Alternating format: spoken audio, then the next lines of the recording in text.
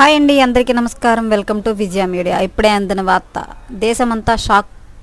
16 రాష్ట్రాలకు సుప్రీంకోర్టు సంచలన తీర్పు. లేటెస్ట్ అప్డేట్ రావడం జరిగింది. సో దానికి సంబంధించిన పూర్తి వివరం చెప్పడం కోసం నేను ఈ వీడియో చేస్తున్నాను. ఈ వీడియోని పూర్తిగా చూస్తేనే నేను చెప్పే సమాచారం మీకు బాగా అర్థమవుతుంది.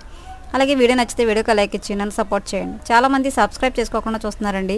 తప్పకుండా సబ్స్క్రైబ్ చేసుకోండి. అప్పుడు ఇలాంటి మరిన్ని వీడియోస్ చూడడానికి అవకాశం ఉంటుంది. అలాగే వీడియోని లైక్ చేయడం వల్ల వీడియో కొంతమందికి రీచ్ అయ్యి ఇన్ఫర్మేషన్ మరి కొంతమందికి రీచ్ అవుతుంది. సో లేట్ చేయకుండా మన వీడియోలోకి వెళ్ళిపోదాం. రెండో నేషనల్ జ్యుడిషియల్ పే కమిషన్ సిఫార్సులను అమలు చేయని 16 రాష్ట్రాలపై సుప్రీంకోర్టు తీవ్ర ఆగ్రహం వ్యక్తం చేసింది. ఆ రాష్ట్రాల ప్రధాన కార్యదర్శులు, ఆర్థిక శాఖ కార్యదర్శులు ఆగస్టు 23న స్వయంగా కోర్టుకు హాజరు కావాలని సమన్లు ఇచ్చింది. సుప్రీంకోర్టు ప్రధాన న్యాయమూర్తి justice DY Chandrachud, justice JB Pardiwala, justice Manoj మిత్రలతో కూడిన ధర్మాసనం గురువారం ఈ మేరకు తదుపరి విచారణ చేపట్టింది.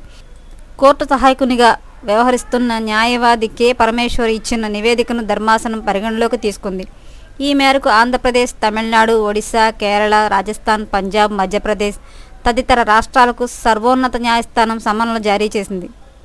పదవీ వివరణ పొందిన జ్యుడిషియల్ అధికారులను పే కమిషన్ సిఫార్సుల మేరకు పింఛన్ బకాయిలు, ఇతర ప్రయోజనాలు కల్పించడంలో ఈ రాష్ట్రాలు అలసత్వం, వివిధ భత్యాలపై మూలం వద్ద పన్ను మినహాయింపుపై అసహనం వ్యక్తం చేసింది. ఎలా చేయించాలో మాకు తెలుసు, ఈ పనిని ఇప్పుడు ఎలా చేయించాలో మాకు తెలుసు.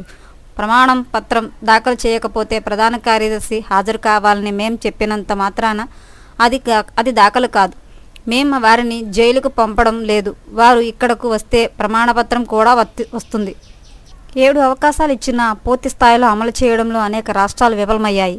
ప్రధాన కార్యదర్శులు, ఆర్థిక కార్యదర్శులు వ్యక్తిగతంగా రాకపోతే ధిక్కరణ చర్యలు చేపట్టాల్సి ఉంటుంది అని సిజేఐ ధర్మాసనం హెచ్చరించింది. ఎప్పటికప్పుడు ఇలాంటి మరిన్ని లేటెస్ట్ అప్డేట్ల కోసం మన ఛానల్ తప్పకుండా సబ్స్క్రైబ్ చేసుకోండి. Thanks for watching.